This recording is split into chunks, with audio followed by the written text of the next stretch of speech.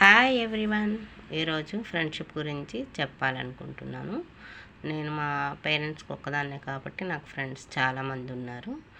వాళ్ళ కొంతమంది ఎలా బిహేవ్ చేస్తారు, ఎలా ఉంటాయి వాళ్ళ గుణాలు అని నేను చెప్పాలనుకుంటున్నాను. నాకు అనుభవమైనవి కొన్ని చూసినవి కొన్ని వాటిలో నుంచి చెప్పాలనుకుంటున్నాను. ముందు అసలు ఫ్రెండ్షిప్ చేసేటప్పుడు ఫ్రెండ్షిప్ ఒప్పు చేసినా తప్పు చేసినా రెండు సమానంగా చూసే వాటితోనే ఫస్ట్ ఫ్రెండ్షిప్ చేయాలి. అది మనకు తెలియదు అనుకోండి, కొన్నాళ్ళు ఫ్రెండ్షిప్ అయ్యాక తెలుస్తుంది. కొంతమంది ఉంటారు ఫ్రెండ్స్, వాళ్ళు మన అసలు గేట్ బయట ఉన్నప్పుడే రెడ్ కార్పెట్ వేస్తాడు. అబ్బా నీ అంతటోళ్ళు లేరు, రా అంటారు. వాళ్ళ గురించి ఏదన్నా కొంచెం నెగిటివ్గా ఏదన్నా ఫీలింగ్ పక్కన ఏదైనా మాట్లాడినా ఎవరితోనో మాట్లాడితే ఇంట్లోకి వెళ్ళి కూర్చున్నా కూడా పలకరు. అలాంటి వాళ్ళు కూడా ఉంటారు. వాళ్ళకి అవసరమైందనుకోండి, మనకు 2-3 సంవత్సరాల గ్యాప్ ఉన్నా సరే, మనతో రిలేషన్లో లేకపోయినా వాళ్ళు మన ఫోన్ నెంబర్ కనుక్కుంటారు, మన అడ్రస్లు కనుక్కుంటారు, వాళ్ళ అవసరం తీర్చుకొని వాళ్ళు వెళ్ళిపోతారు. అదే వాళ్ళ ఇంట్లో ఏదైనా ఫంక్షన్స్ కానీ సంతోషకరమైన జరిగినప్పుడు మన ఫ్రెండ్స్ గుర్తుండడం వాళ్ళకి, వాళ్ళ బంధువులు వాళ్ళకు తగ్గ వాళ్ళ హోదాకు తగ్గట్టు వాళ్ళు అప్పుడు వాళ్ళని పిలుచుకొని వాళ్ళ సంతోషం షేర్ చేసుకుంటారు. అవసరానికి మనం, సంతోషాలకి వాళ్ళు. అలాంటి వాళ్ళు కూడా ఉంటారండి, గమనించండి.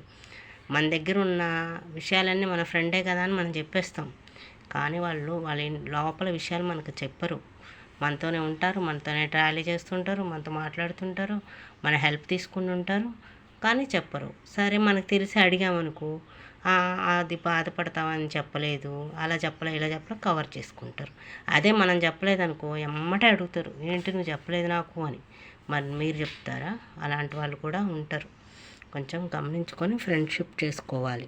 ఫ్రెండ్స్ అనేవాడు ఇప్పుడు మంచికే కాదు, చెడుకైనా దేనికైనా ఫ్రెండ్షిప్ విలువ చాలా గొప్పదైనది. కొన్ని విషయాలు తల్లిదండ్రులకి, బంధువులు చెప్పుకునే విషయాలు కూడా ఫ్రెండ్స్కి చెప్పుకుంటాం. అందుకే ఫ్రెండ్షిప్ అంటే చాలా విలువైనది అన్నమాట.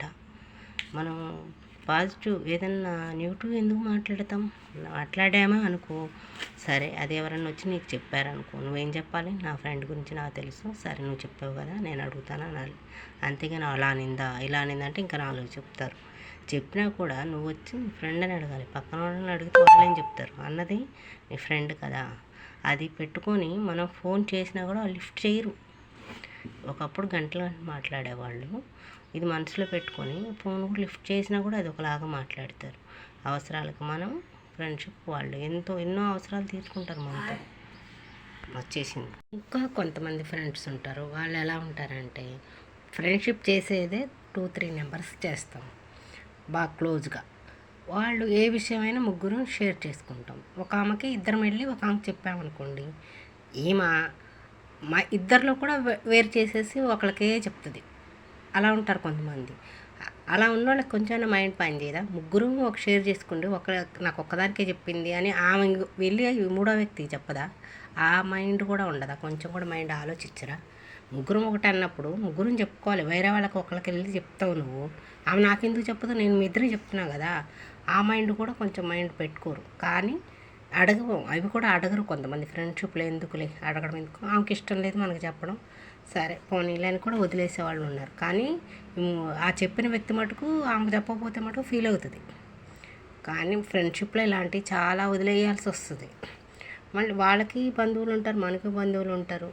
వాళ్ళ దగ్గర మాట్లాడితే మన ఫ్రెండ్ని ఏదైనా అన్నారే అనుకో, అది తీసుకొచ్చి గబగబ చెప్పలేక కాదు, వాళ్ళ బాండింగ్ ఎందుకు పాడు చేయాలి, చెప్పి ఏమైనా ఎందుకు బాధ పెట్టాలి అని చెప్పరు.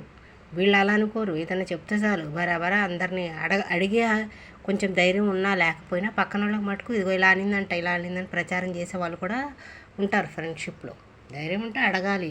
మనం ఎందుకు చెప్పలేదు, ఎంత నీకు ఆమెకి ఏదైనా బాధ వచ్చిందనుకో, అది వాళ్ళ లోపల కుమిలిపోయి ఆ విషయం మనకు తెలిసినా కూడా మనం అడగము. ఎందుకంటే ఇంకా బాధపడిద్ది. చెప్తేనే చెప్పకూడదు అనుకుంది కాబట్టి చెప్పాల, మళ్ళీ మనం వెళ్ళి అడగడం ఏంటని మనం ఆలోచిస్తాం, కానీ వాళ్ళు అలా ఆలోచించరు. అలాంటి ఫ్రెండ్స్ కూడా ఉంటారు. అందుకని ఫ్రెండ్షిప్ గురించి బాగా ఆలోచించుకొని కొన్ని మాట్లాడతారని నేను ఈ వీడియో చేస్తున్నా. ఫ్రెండ్షిప్ గురించి, ఫ్రెండ్షిప్లో మంచి జరిగేవి చాలా ఉన్నాయి. అవి కూడా ఈసారి నేను మళ్ళీ ప్రస్తావిస్తాను. అందుకని ఫ్రెండ్షిప్ చేసేటప్పుడు మంచి మనసుతో అటు అటు ఇటు ఏదైనా పొరపాటు జరిగినా కూడా మంచిగా ఉండేటట్టు ఫ్రెండ్షిప్ మనం మధ్యలో విడిపోయినా మనం పోయేదాకా ఫ్రెండ్షిప్ ఉంటుంది. కొంతమంది దులిపేసేసుకుంటారు కొన్ని సంవత్సరాలు అయ్యాక, కొన్ని గడిచాక. కానీ అందరూ అలా దులిపేసుకోలేరు కదా. అందుకని ఫ్రెండ్షిప్లో చేసేటప్పుడు చాలా ప్రేమతో ఉంటేనే ఆ ఫ్రెండ్షిప్ నిలబడుతుంది. అనుమానాలతో అపార్థాలు చేసుకుంటే ఆ ఫ్రెండ్షిప్ ఎప్పటికైనా వాళ్ళ మనసుని గాయపడుతుంది. ఇవన్నీ మన ప్రేమగా ఉండే ఫ్రెండ్షిప్ ఎప్పుడు ప్రేమగానే ఉంటుంది. గాయపడితే ఆమె జీవితాంతం ఆ మనసు గాయపరుస్తూనే ఉంటుంది ఆమెని. కానీ అన్నీ కాదు, మన ఫ్రెండ్ కదా అని అన్నీ భరాయించామో ఎప్పుడు హ్యాపీగానే ఉంటుంది. Bye everyone.